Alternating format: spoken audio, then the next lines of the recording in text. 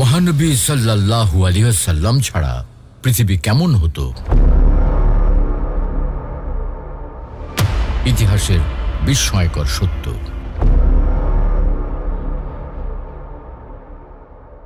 আসসালামু আলাইকুম ওয়া রাহমাতুল্লাহ। প্রিয় দর্শক, কখনো কি গভীরভাবে ভেবেছেন যদি মহানবী হযরত মুহাম্মদ সাল্লাল্লাহু আলাইহি ওয়াসাল্লাম পৃথিবীতে আগমন না করতেন তবে মানব সভ্যতার ইতিহাস কোন পথে এগোতো? আজ আমরা যে পৃথিবীকে জানি, যেখানে ন্যায় বিচার, সমতা, ভ্রাতৃত্ব এবং জ্ঞানের আলো রয়েছে, এই সবকিছুই তার শিক্ষার প্রভাবের ফল। ইতিহাস আমাদের জানায় নবী সাল্লাল্লাহু আলাইহি ওয়াসাল্লামের আগমনের পূর্বে পৃথিবী ছিল ভয়াবহ অন্ধকারে নিমজ্জিত।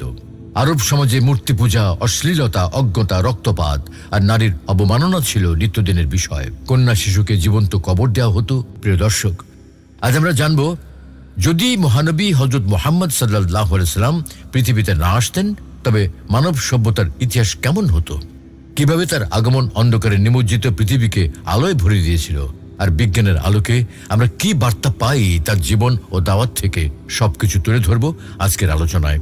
সাথে থাকুন। নবী সাল্লাল্লাহু আলাইহি ওয়াসাল্লামের আগমনের পূর্বে পৃথিবীর অবস্থা। পঞ্চম শতাব্দীর শেষ ভাগে পৃথিবী ছিল ভয়াবহ অশান্তি ও অবক্ষয়ের ভেতরে নিমজ্জিত।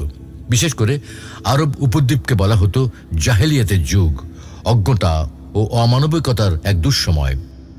গোত্র বিভাজন ছিল এত প্রবল যে সামান্য কারণে বছরের পর বছর রক্তক্ষয়ী যুদ্ধ চলত।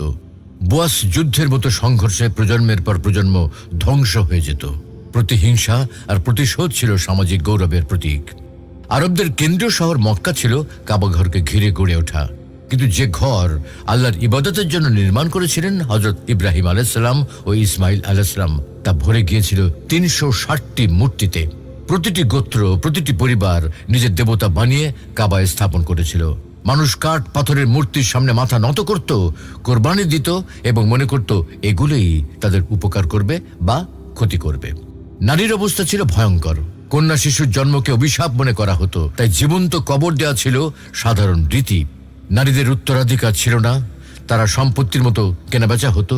সমাজে তাদের সম্মান ও মূল্য শূন্য ছিল। অপরাধ, মদ, জুয়া, ব্যভিচার ছিল দৈনন্দিন জীবনের অংশ। শিক্ষা সংস্কৃতি ছিল অচল। আরবদের কিছু কবিতা ও মৌখিক সাহিত্য থাকলেও কোনো সংগঠিত জ্ঞান চর্চা বা সভ্যতার বিকাশ ছিল না। শুধু আরব উপদ্বীপ নয়, পৃথিবীর বৃহৎ সাম্রাজ্যগুলিও তখন অশান্তিতে নিমজ্জিত। পশ্চিমে ছিল বাইজেন্টাইন বা রোমান সাম্রাজ্য, আর পূর্বে সাসানীয় পারস্য সাম্রাজ্য। এই দুই শক্তি একে অপরের সঙ্গে লাগাতার যুদ্ধে লিপ্ত ছিল। একদিকে ভারী কর আর দমননীতি, অন্যদিকে যুদ্ধ ও দুর্ভিক্ষ। এর মধ্যে সাধারণ মানুষ ছিল শোষিত ও পিষ্ট। দাস প্রথা ছিল সর্বত্র। দুর্বল মানুষ ছিল শক্তিশালীর করুণার উপর নির্ভরশীল। সার কথা, পৃথিবী তখন এমন এক ভয়ঙ্কর অন্ধকারে নিমজ্জিত ছিল যেখানে ন্যায় বিচার, সমতা বা মানবতার কোনো স্থান ছিল না। ঠিক এই অবস্থাতেই আল্লাহ দুনিয়া পাঠালেন শেষ রাসূল হযরত মুহাম্মদ সাল্লাল্লাহু আলাইহি ওয়াসাল্লামকে, যিনি হয়ে উঠলেন অন্ধকারে আলোর প্রদীপ। পৃথিবীর সেই ভয়াবহ অন্ধকার সময়ে যখন মানব জাতি দিশেহারা হয়ে পড়েছিল, তখন মক্কার কুরাইশ গোত্রে জন্ম নিলেন এক শিশু, যিনি পরবর্তীতে হয়ে উঠবেন আল্লাহর শেষ রাসূল, বিশ্ব মানবতার মুক্তির দূত। সততা, বিশ্বস্ততা আর সৎ আচরণের কারণে সবাই তাকে চিনত আল আমিন নামে, অর্থাৎ বিশ্বস্ত ব্যক্তি। এমনকি শত্রুরাও তার হাতে আমানত জমা রাখতে দ্বিধা করত না।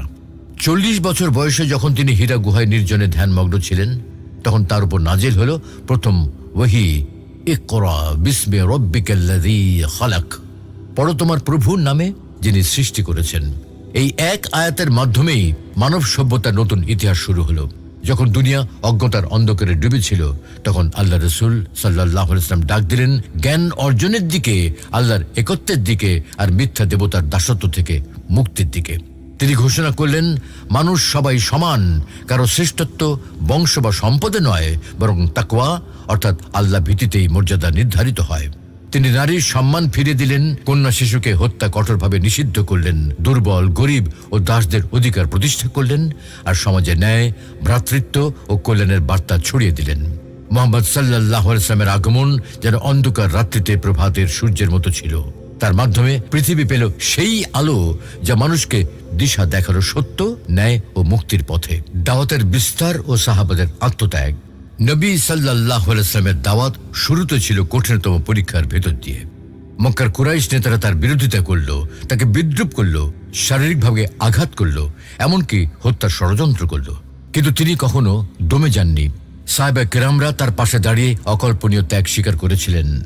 বিলাল রাদিয়াল্লাহু তাআলা আনহুকে মরুভূমির গরম বাড়িতে টেনে নেওয়া হয়েছে, কিন্তু তার জিহ্বা থেকে উচ্চারিত হয়েছে আহাদ আহাদ। সুমাইয়া রাদিয়াল্লাহু তাআলা আনহা ইসলাম গ্রহণের অপরাধে শহীদ হয়েছেন। আবু বকর রাদিয়াল্লাহু তাআলা আনহু তার সম্পদ ব্যয় করেছেন নবীর দাওয়াতের জন্য। এই ত্যাগ তিতিক্ষার ফলেই মদিনায় ইসলাম প্রতিষ্ঠিত হলো, আর সেখান থেকে পুরো আরব উপদ্বীপে ছড়িয়ে পড়ল। কয়েক দশকের মধ্যে ইসলাম পৌঁছে গেল আফ্রিকা, ইউরোপ আর এশিয়ার বিস্তীর্ণ অঞ্চলে। হযরত মুহাম্মদ সাল্লাল্লাহু আলাইহি ওয়াসাল্লামের শিক্ষা ছিল সময়ের তুলনায় অসাধারণ, অগ্রসর ও যুগান্তকারী। তখনকার পৃথিবীতে জ্ঞান চর্চার কোনো সংগঠিত ধারা ছিল না, বরং মানুষ গর্ব করত অজ্ঞতায়, কুসংস্কারে আর অমানবিকতায়।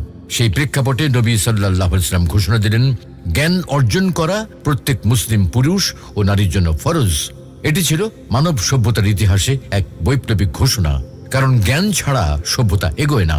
আর তার এই আহ্বানই পরবর্তীকালের বিজ্ঞানের অগ্রযাত্রাকে অনুপ্রাণিত করেছে। কোরআনুল কারীম যা তার উপর নাজিল হয়েছিল, তাতে এমন সব সত্য নিহিত আছে যা আধুনিক বিজ্ঞান আবিষ্কার করেছে অনেক পরে। উদাহরণস্বরূপ আল্লাহ বলেন, আসমান ও জমিন একসাথে ছিল, পরে আমি তাদের পৃথক করেছি। এটি আজকের বিগ ব্যাং তত্ত্বের সঙ্গে পুরোপুরি সামঞ্জস্যপূর্ণ। আবার বলা হয়েছে, আমি সব জীবন্ত জিনিসকে পানির দ্বারা সৃষ্টি করেছি। জীববিজ্ঞানের মূলনীতি বলছে, জীবনের উৎপত্তি ও ধারাবাহিকতা পানির উপরে নির্ভরশীল।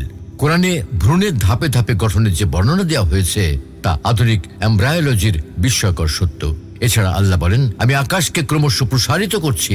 আধুনিক কসমোলজি বলছে, মহাবিশ্ব আসলেই এখনো প্রসারিত হচ্ছে। এইসব উদাহরণ স্পষ্ট করে দেয়, নবী সাল্লাল্লাহু আলাইহি ওয়াসাল্লামের শিক্ষা কেবল আধ্যাত্মিক উন্নতির জন্য ছিল না, বরং জ্ঞান, বিজ্ঞান ও মানব সভ্যতার অগ্রগতির জন্য প্রেরণাদায়ক। তার আগমন মানুষকে শুধু আল্লাহর দিকে ফিরিয়ে আনেনি, বরং জ্ঞান চর্চা, অনুসন্ধান আর গবেষণা পথে উৎসাহিত করেছে। ইসলামের সামাজিক সংস্কার, এর শিক্ষা শুধু ইবাদতের মধ্যে সীমাবদ্ধ ছিল না।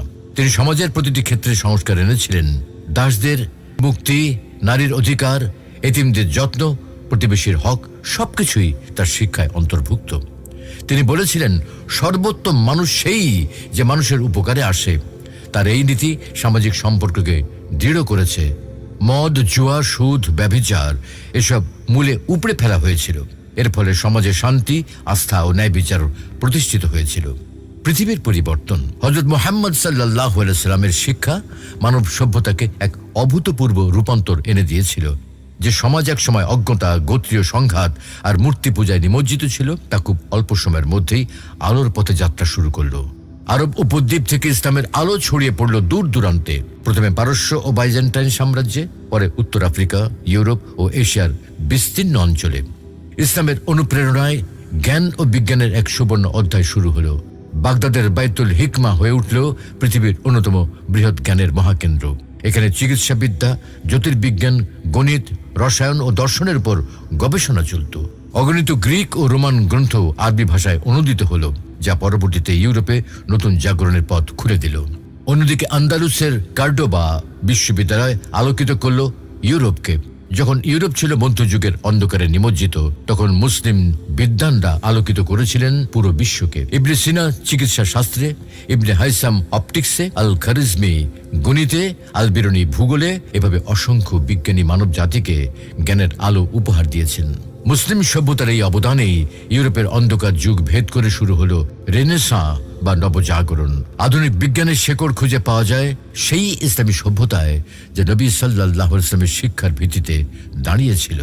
ভাবা যায়, যদি নবী করিম সাল্লাল্লাহু আলাইহি ওয়াসাল্লাম পৃথিবীতে না আসতেন, তবে হয়তো দুনিয়া আজও অজ্ঞতা, কুসংস্কার ও অবিচারের অন্ধকারে নিমজ্জিত থাকত। তার শিক্ষা ও দাওয়াতি পৃথিবীতে এনেছিল ন্যায়, জ্ঞান, ভ্রাতৃত্ব আর সভ্যতার আলো।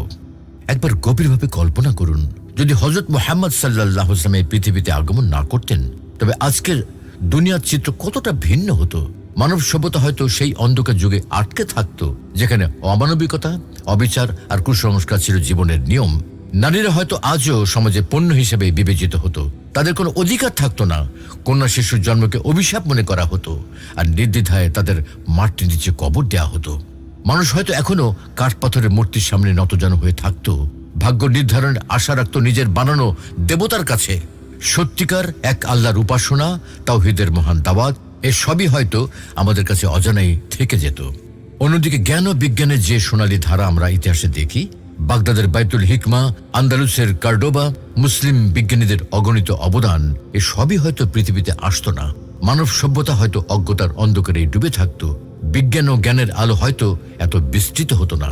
সবচেয়ে বড় কথা, মানবতার মুক্তি, ন্যায় বিচার ও ভ্রাতৃত্বের যে শিক্ষা নবী সাল্লাল্লাহু আলাইহি ওয়াসাল্লাম এনেছিলেন, তাছাড়া পৃথিবী হয়তো এক নিষ্ঠুর জঙ্গলে পরিণত হতো। শক্তিশালী দুর্বলকে পিষ্ট করত, শোষণ আর দাসত্ব হতো জীবনের নিয়ম। তাই সত্যই নবী সাল্লাল্লাহু আলাইহি ওয়াসাল্লাম ছাড়া পৃথিবীর কথা চিন্তাও করা যায় না। তার আগমন ছিল মানবতার ইতিহাসের সবচেয়ে বড় রহমত, যা পৃথিবীকে অন্ধকার থেকে আলোর পথে ফিরিয়ে এনেছে। আধুনিক বিশ্বে তার শিক্ষার প্রভাব, এর শিক্ষা সমানভাবে প্রাসঙ্গিক। জাতিসংঘের মানবাধিকার সনদ থেকে শুরু করে আধুনিক আইনি ব্যবস্থা, সবকিছুতেই আমরা তার শিক্ষার প্রতিফলন দেখতে পাই। যদি আমরা তার শিক্ষা অনুসরণ করি, তবে জাগতিক বৈষম্য, দারিদ্র্য, যুদ্ধ আর অন্যায় কমে আসতে পারে। আজ যখন বিশ্ব অস্থিরতা ও সংঘাতে জর্জরিত, তখন তার শিক্ষা আমাদের মনে করিয়ে দেয়, তোমরা সবাই একে অপরের ভাই। প্রিয় দর্শক, মহানবী সাল্লাল্লাহু আলাইহি ওয়াসাল্লাম ছাড়া পৃথিবীর ইতিহাস কেমন হতো তা কল্পনা করাটাই কষ্টকর। তিনি না এলে হয়তো মানব সভ্যতা আজও অজ্ঞতা, কুসংস্কার আর অবিচারের অন্ধকারেই নিমজ্জিত থাকত। কিন্তু তার আগমন মানবতার জন্য ছিল এক বিশাল রহমত। তিনি পৃথিবীতে এনেছেন মুক্তি, সভ্যতায় এনেছেন নতুন জীবন, আর মানুষের অন্তরে জাগ্রত করেছেন সত্য ও ন্যায়ের বাণী। তিনি ছিলেন আল্লাহর শেষ রাসূল সাল্লাল্লাহু আলাইহি ওয়াসাল্লাম, যিনি আমাদের শিখিয়েছেন আল্লাহ ছাড়া আর কোনো উপাস্য নেই, আর সব মানুষ সমান। তিনি আমাদের শিক্ষা দিয়েছেন সত্যের জন্য দাঁড়াতে, অন্যায়ের বিরুদ্ধে প্রতিরোধ করতে, ভ্রাতৃত্বের বন্ধনে আবদ্ধ হতে এবং জ্ঞানের আলোকে পথ চলতে। তার শিক্ষা শুধু অতীতের ইতিহাস নয়, বরং আজও আমাদের জন্য পথ প্রদর্শক। জীবনের প্রতিটি ক্ষেত্রে, ব্যক্তিগত ও সামাজিক প্রতিটি দিকেই তার আদর্শ আমাদের আলোর দিশা দেখায়। তাই আসুন আমরা তার শিক্ষা অনুসরণ করি, মানবতার কল্যাণে কাজ করি, আল্লাহর সন্তুষ্টির জন্য জীবন পরিচালনা করি।